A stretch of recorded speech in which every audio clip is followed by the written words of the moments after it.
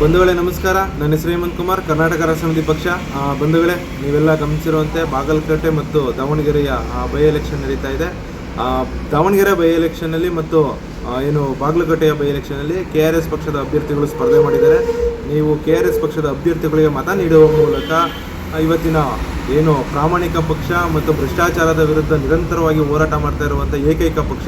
ಇವತ್ತು ಯಾವುದಾದ್ರು ಪಕ್ಷದ ಹೆಸರು ಹೇಳಿದ್ರೆ ಸರ್ಕಾರಿ ಕಚೇರಿಗಳಲ್ಲಿ ಪ್ರಾಮಾಣಿಕವಾಗಿ ಕೆಲಸ ಮಾಡ್ತಾರೆ ಅಂದರೆ KRS ಪಕ್ಷದ ಹೆಸರು ಹೇಳಿದ್ರೆ ಮಾತ್ರನೇ ಇವತ್ತು ನಿಮಗೆ ನ್ಯಾಯ ಸಿಗುವಂಥದ್ದು ಮತ್ತು ಅಲ್ಲಿ ಕೆಲಸ ಆಗುವಂಥದ್ದು. ನೀವೆಲ್ಲ ಇದನ್ನು ಗಮನಿಸಿದ್ದೀರಾ. ಮತ್ತು ಪೊಲೀಸ್ ಠಾಣೆಗಳ ವಿಚಾರಗಳನ್ನು ನೀವು ಗಮನಿಸಿರ್ಬೋದು. ಮತ್ತು ನಮ್ಮ ಹೋರಾಟವನ್ನು ಯೂಟ್ಯೂಬು ಫೇಸ್ಬುಕ್ಕಲ್ಲಿ ಗಮನಿಸಿದ್ದೀರಾ. ಬಂಧುಗಳೇ, ಈಗ KRS ಪಕ್ಷ ಈ ಚುನಾವಣೆಗೆ ನಿಲ್ತಾ ಇರೋ ಉದ್ದೇಶ ಬದಲಾವಣೆ ತರಬೇಕು ಅಂತ. ಯಾಕೆ ಬದಲಾವಣೆ ತರಬೇಕು ಅಂದರೆ, ನಾವು ಹೋರಾಟನೇ ಮಾಡ್ತಾ ಇದ್ದರೆ ಬರೀ ಹೋರಾಟಗಾರರಾಗಿರ್ತೀವಿ ಮತ್ತು ಬದಲಾವಣೆ ತರೋಕ್ಕಾಗಲ್ಲ. ಸಿಸ್ಟಮ್ ಒಳಗಡೆ ಹೋಗಲಿಲ್ಲ ಅಂದರೆ ಹೋರಾಟ ಮಾಡೋದ್ರಿಂದ ಏನು ಉಪಯೋಗ ಅಂದರೆ ಹೋರಾಟ ಮಾಡ್ಬೋದು ಅಷ್ಟೇ. ಅಂದರೆ ನಾವು ಅಧಿಕಾರಕ್ಕೆ ಬಂದು ಒಂದಷ್ಟು ಬದಲಾವಣೆಗಳನ್ನ ತರ್ಬೋದು. ಇವತ್ತು ಕಾನೂನು ಯಾವ ರೀತಿ ಇದೆ ಅನ್ನೋದನ್ನು ನೀವೆಲ್ಲ ಗಮನಿಸಿದ್ದೀರಾ. ಇವತ್ತು ಯಾವುದೋ ಒಂದು ಜಮೀನು ಕೇಸು ವ್ಯಾಜ್ಯಕ್ಕೆ ಹೋದರೆ 20 ರಿಂದ 30 ವರ್ಷ ಬೇಕು ತೀರ್ಪು ಬರೋದಕ್ಕೆ. ಮತ್ತು ಒಂದು ನಾರ್ಮಲ್ ಒಂದು ಹೊಡೆದಾಟದ ಕೇಸ್ಗೆ ಹೋದರೆ 7 ವರ್ಷ, 8 ವರ್ಷ, 10 ವರ್ಷ, 12 ವರ್ಷ ಆದ್ರೂ ಕೇಸು ಕ್ಲಿಯರ್ ಆಗಲ್ಲ ಮತ್ತು ಅವ್ರ ಮೇಲೆ ಶಿಕ್ಷೆ ಆಗಲ್ಲ. ಪ್ರಭಾವಿಗಳಿಗಂತೂ ಕಾನೂನು ಇಲ್ಲವೇ ಇಲ್ಲ. ಕಾನೂನು ಹೆಸರಿಗಷ್ಟೇ, ಇದು ಬಡವರಷ್ಟೇ ಪಾಲಿಸಬೇಕು. ಆ ಪ್ರಭಾವಿಗಳು ದುಡ್ಡಿರುವಂಥವ್ರಿಗೆ ಇದು ಕಾನೂನು ಅನ್ವಯನೇ ಆಗಲ್ಲ. ಕಾನೂನು ಅವರು ಪಾಲಿಸೋದು ಇಲ್ಲ. ಅವ್ರು ಏನು ಮಾಡಿದ್ರು ಕಾನೂನಲ್ಲಿ ಎಲ್ಲ ರೀತಿ ಸರಿ, ಆದರೆ ಬಡವರು ಮಾತ್ರ ಕಾನೂನ ಸರಿಯಾಗಿ ಪಾಲಿಸಬೇಕು ಅಂತ ನಿಯಮಗಳನ್ನ ಮಾಡ್ಕೊಂಡಿದ್ದಾರೆ. ಇವತ್ತು ಸರ್ಕಾರಿ ಕಚೇರಿಗಳಿಗೆ ಹೋದರೆ ಭ್ರಷ್ಟಾಚಾರ ನಡೀತಾ ಇರ್ತದೆ, ಲಂಚನ ರಾಜಾರೋಷ ಕೇಳ್ತಾರೆ. ಆದರೆ ಆ ಲಂಚನ ತಗೊಳ್ಳುವಂಥ ವ್ಯಕ್ತಿನ ರೆಡ್ ಹ್ಯಾಂಡಾಗಿ ಹಿಡಿದ್ರೂ ಸಹ ಅವನು ನಿರ್ದೋಷಿಯಾಗಿ ಮತ್ತೆ ಬಂದು ಕೆಲಸ ಮಾಡ್ತಾ ಇರ್ತಾನೆ. ಅಂಥವ್ರ ಮೇಲೆ ಕಠಿಣವಾದ ಕ್ರಮಗಳು ತಗೋಬೇಕು. ಅಂಥವ್ರನ್ನ ಮನೆಗೆ ಕಳಿಸುವಂಥ ಕೆಲಸ ಆಗಬೇಕು, ಜೈಲಿಗೆ ಕಳಿಸ್ಬೇಕಂಥವ್ರನ್ನ ಅನ್ನೋ ಉದ್ದೇಶದಿಂದ ನಾವು KRS ಪಕ್ಷ ಹೋರಾಟನ ಮಾಡ್ತಾ ಇದೆ. ಹೋರಾಟದಿಂದ ಅದನ್ನು ಸಾಬೀತು ಮಾಡ್ತದೆ. ಆದರೆ ಇಲ್ಲಿ ನ್ಯಾಯನ ಕೊಡಿಸೋದಕ್ಕಾಗ್ತಾ ಇಲ್ಲ. ಯಾಕೆಂದರೆ ನಾವು ಅಧಿಕಾರದಲ್ಲಿ ಇಲ್ಲದೆ ಇರೋದ್ರಿಂದ ಅವರು ಬೇರೆ ಮಾರ್ಗಗಳನ್ನ ಹುಡುಕೊಂಡು ಇವತ್ತು ಲಂಚ ತಗೊಂಡಂಥ ವ್ಯಕ್ತಿ ಅಲ್ಲಿರೋ ಇನ್ನೂ ಮೇಲೆ ಕೋರ್ಟ್ಗಾಗಿರ್ಬೋದು ಮತ್ತು ಅಧಿಕಾರಿಗಳು, ಕೆಲಸ ಮಾಡುವಂಥ ಅಧಿಕಾರಿಗಳು ಅವರು ಭ್ರಷ್ಟ. ಇವತ್ತಿಗೆ ಅವ್ರಿಗೆ ಲಂಚ ಕೊಡಿಸಿ ಸಾಕ್ಷಿ ನಾಶ ಮಾಡುವಂಥ ಸಾಧ್ಯತೆಯನ್ನು ಸಹ ಅದು ನಡೀತಾ ಇದೆ. ಹಾಗಾಗಿ KRS ಪಕ್ಷ ಅಧಿಕಾರಕ್ಕೆ ಬಂದಾಗ ಮಾತ್ರನೇ ಈ ವ್ಯವಸ್ಥೆನ ಬದಲಾಯಿಸಿ ಅಂತ ಭ್ರಷ್ಟಾಚಾರನ ಸಂಪೂರ್ಣವಾಗಿ ತೆಗಿಯೋದಕ್ಕಾಗೋದು. ಅಂದರೆ ಬುಡ ಸಮೇತ ಕಿತ್ತಾಕಿದ್ರೆ ಮಾತ್ರನೇ ಭ್ರಷ್ಟಾಚಾರ ನಿಲ್ಲುವಂಥದ್ದು. ಹಾಗಾಗಿ KRS ಪಕ್ಷ ಇವತ್ತು ಬಾಗಲಕೋಟೆಯಲ್ಲಿ ಮತ್ತು ಹಾಗೂ ದಾವಣಗೆರೆಯ ಬೈ ಎಲೆಕ್ಷನ್ನಲ್ಲಿ ಸ್ಪರ್ಧೆ ಮಾಡ್ತಾ ಇದೆ. ದಯವಿಟ್ಟು ನೀವೆಲ್ಲ KRS ಪಕ್ಷಕ್ಕೆ ಬೆಂಬಲಿಸಿ ಮತ್ತು KRS ಪಕ್ಷಕ್ಕೆ ವೋಟ್ ಮಾಡಿ. ಇವತ್ತು ಕಾಂಗ್ರೆಸ್ ಸರ್ಕಾರ ಅಭ್ಯರ್ಥಿಗಳನ್ನ ಘೋಷಣೆ ಮಾಡಿದೆ. ಯಾರನ್ನು ಘೋಷಣೆ ಮಾಡಿದೆ?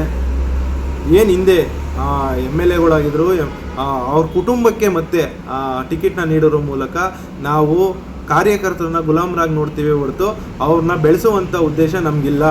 ಇವತ್ತು ಕಾರ್ಯಕರ್ತರು ಗುಲಾಮರಾಗೇ ಇರಬೇಕು, ನಮಗೆ ಜೈಕಾರ ಹಾಕಬೇಕು, ನಾವು ಕರೆದಾಗ ನಮ್ಮ ಹಿಂದೆ ಬರಬೇಕು ಅನ್ನುವಂಥ ಕೆಟ್ಟ ಮನಸ್ಥಿತಿಯಲ್ಲಿ ಇವತ್ತು ಕಾಂಗ್ರೆಸ್ ಪಕ್ಷ ಇದೆ.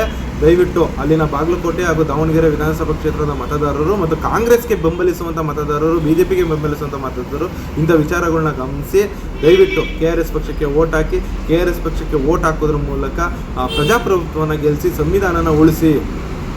ಇವತ್ತು ಅವರು ಡಾಕ್ಟರ್ ಪ್ರಭಾ ಅವರು ಇವತ್ತು ಸಮರ್ಥ ಅವರ ತಾಯಿಯವರು ಹೇಳ್ತಾರೆ, ಯುವಕರು ಮುಂದೆ ಬರಬೇಕು, ಯುವಕರು ರಾಜಕೀಯಕ್ಕೆ ಬರಬೇಕು ಅಂತ.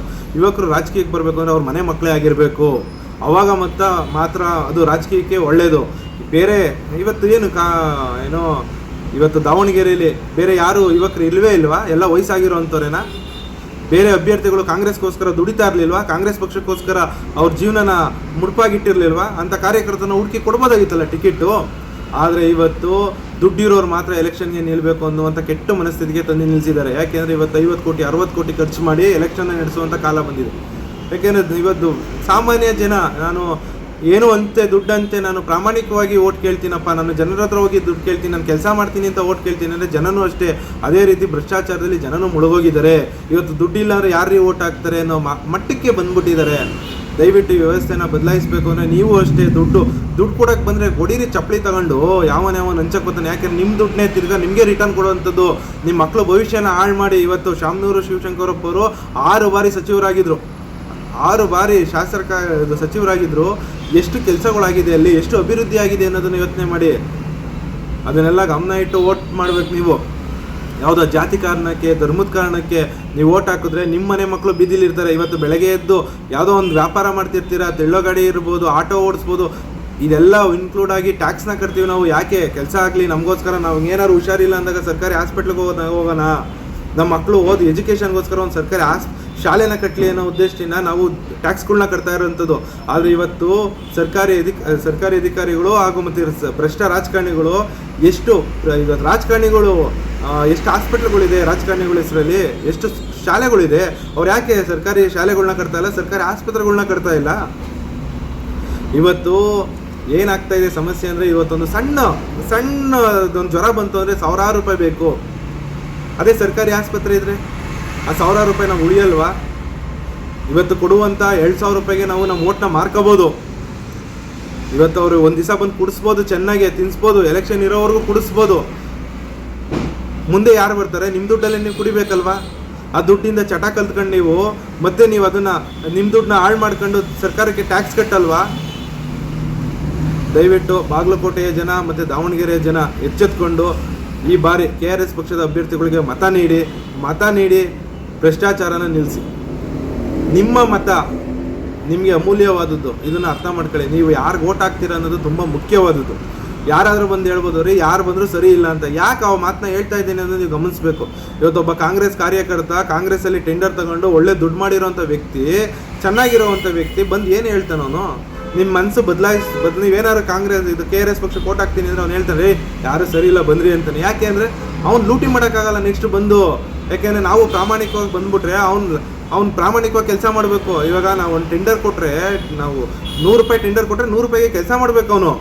ಅವನು ಅದ್ರಲ್ಲಿ ₹50 ₹20 ಕೆಲಸ ಮಾಡ್ಬಿಟ್ಟು ₹30 ಲಂಚ ಕೊಟ್ಟು ₹50 ಮಡಿಕೊಳ್ಳೋಕ್ಕಾಗಲ್ಲ. ಹಾಗಾಗಿ ಅವನೇನು ಮಾಡ್ತಾನೆ, ಯಾರು ಬಂದರೂ ಅದೇ ಅಂತ ಸುಳ್ಳು ಹೇಳ್ತಾನೆ, ನಿಮ್ಮ ದಾರಿ ತಪ್ಪಿಸೋಂಥ ಕೆಲಸನ ಮಾಡ್ತಾನೆ. ದಯವಿಟ್ಟು ಜನ ಯೋಚನೆ ಮಾಡಬೇಕು. ಇವತ್ತು ಬೈ ಎಲೆಕ್ಷನ್ ನಡೀತಾ ಇದೆ ದಾವಣಗೆರೆ ಮತ್ತು ಬಾಗಲಕೋಟೆಯಲ್ಲಿ. KRS ಪಕ್ಷದ ಅಭ್ಯರ್ಥಿಗಳು ಸ್ಪರ್ಧೆ ಮಾಡ್ತಾ ಇದ್ದಾರೆ. ಹಾಗಾಗಿ ಬಂಧುಗಳೇ, ನೀವೆಲ್ಲ ಏನು ಬಾಗಲಕೋಟೆಯ ಜನ ಮತ್ತು ದಾವಣಗೆರೆಯ ಜನ ಬುದ್ಧಿವಂತರಾಗ್ರಿ, ಪ್ರಜ್ಞಾವಂತರಾಗ್ರಿ, ಪ್ರಾಮಾಣಿಕವಾಗಿ ಓಟ್ ಹಾಕಿ. ನೀವು ಪ್ರಾಮಾಣಿಕವಾಗಿ ಓಟ್ ಹಾಕಿದ್ರೆ ಮಾತ್ರನೇ ಈ ಭ್ರಷ್ಟಾಚಾರ, ಲಂಚ, ಪೊಲೀಸರ ದಬ್ಬಾಳಿಕೆ, ಸರ್ಕಾರಿ ಅಧಿಕಾರಿಗಳ ವರ್ತನೆಗಳು, ಕೆಟ್ಟ ವರ್ತನೆಗಳು, ನಿಮ್ಮನ ಮೇಲೆ ದಬ್ಬಾಳಿಕೆ ಮಾಡುವಂಥದ್ದು ನಿಲ್ಲೋದು. ನೀವು ಸರ್ಕಾರಿ ಕಚೇರಿಗೆ ಹೋದಾಗ ನಿಮ್ಮನ್ನು ನ್ಯಾಯಯುತವಾಗಿ ಕರೆದು ಕೆಲಸ ಕೊಡುವಂಥದ್ದು. ಇವತ್ತು ಸರ್ಕಾರಿ ಕಚೇರಿಗಳಲ್ಲಿ ನಿಮಗೆ ಗೊತ್ತಿರ್ಬೋದು, ನೀವೆಲ್ಲ ಇವಾಗ ಆಲ್ರೆಡಿ ಖಾತೆ ಕಂದಾಯ ಚೇಂಜ್ ಮಾಡೋದಕ್ಕೆ, ಡೆತ್ ಸರ್ಟಿಫಿಕೇಟ್ ತಗೊಳ್ಳೋಕ್ಕೆ, ಬರ್ತ್ ಸರ್ಟಿಫಿಕೇಟ್ ತಗೊಳ್ಳೋಕೆ ಹೋದಾಗ ನಿಮ್ಮ ಮೇಲೆ ಎಷ್ಟು ದಬ್ಬಾಳಿಕೆಗಳು ನಡೀತದೆ, ಎಷ್ಟು ಕಿರುಕುಳಗಳು ಕೊಡ್ತಾರೆ, ಎಷ್ಟು ಬಾರಿ ಅಲಿಸ್ತಾರೆ ನಿಮ್ಮನ್ನ ಕಚೇರಿಗಳಿಗೆ ಅನ್ನೋದು ನೀವೆಲ್ಲ ಗಮನಿಸಿದ್ದೀರಾ. ದಯವಿಟ್ಟು ಮತ್ತೆ ಅದೇ ತಪ್ಪುಗಳನ್ನ ನೀವು ಮಾಡ್ತಾ ಇದ್ರೆ ಇದೇ ವ್ಯವಸ್ಥೆ ಹಿಂಗೆ ಮುಂದುವರಿಯುತ್ತದೆ ಹೊರತು ಬದಲಾವಣೆ ಆಗಲ್ಲ. ಬದಲಾವಣೆ ಮಾಡಬೇಕಾದ್ರೆ ಈಗ ನಿಮ್ಮ ಪರವಾಗಿ ಒಳ್ಳೆ ಅಭ್ಯರ್ಥಿ ಇದ್ದರೆ, ಇವಾಗ ನೀವು ಇದೇನು KRS ಪಕ್ಷ ಅಧಿಕಾರದಲ್ಲಿದ್ದರೆ ಅಂದರೆ KRS ಪಕ್ಷದ ಅಭ್ಯರ್ಥಿ ಅಲ್ಲಿ ಗೆದ್ದಿದ್ರೆ ಪ್ರಾಮಾಣಿಕವಾಗಿ ಕೆಲಸ ನಡೆಯುತ್ತೆ.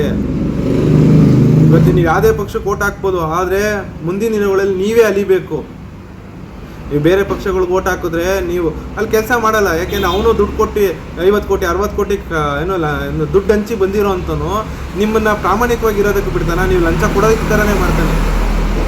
ಇದನ್ನು ಗಮನದಲ್ಲಿಟ್ಟು ಪ್ರಾಮಾಣಿಕವಾಗಿ ಓಟ್ ಹಾಕಿ, ಪ್ರಾಮಾಣಿಕರಿಗೆ ಓಟ್ ಹಾಕಿದಾಗ ಮಾತ್ರ ಈ ವ್ಯವಸ್ಥೆನ ಬದಲಾವಣೆ ಮಾಡೋಕ್ಕಾಗೋದು. ದಯವಿಟ್ಟು ಈ ವಿಚಾರವನ್ನು ಗಮನಿಸಿ ಮತ್ತು ಈ ವಿಚಾರಗಳ ಬಗ್ಗೆ ಚರ್ಚೆ ಮಾಡಿ, ನೀವೇ ಚರ್ಚೆ ಮಾಡಿ. ನಾನು KRS ಪಕ್ಷಕ್ಕೆ ಓಟ್ ಹಾಕ್ತೀನಪ್ಪ, ನನ್ನ ಒಂದು ಓಟಿಂದ ಏನು ಉಪಯೋಗ ಆಗಿಲ್ಲ ಅಂದರೂ ಪರವಾಗಿಲ್ಲ, ನನ್ನ ಓಟು ಮಾತ್ರ ನಾನು ಪ್ರಾಮಾಣಿಕವಾಗಿ ಹಾಕ್ತೀನಿ. ಈ ಥರ ಎಲ್ಲರೂ ಬದಲಾವಣೆ ಆದರೆ ಅದು ಆಟೋಮೆಟಿಕ್ಕಾಗಿ ಬದಲಾವಣೆ ಆಗುತ್ತೆ. ಚರ್ಚೆ ಮಾಡಿ, ನೀವು 4 ಜನ ಕುಂತ್ಕೊಂಡಾಗ ಚರ್ಚೆ ಮಾಡಿ.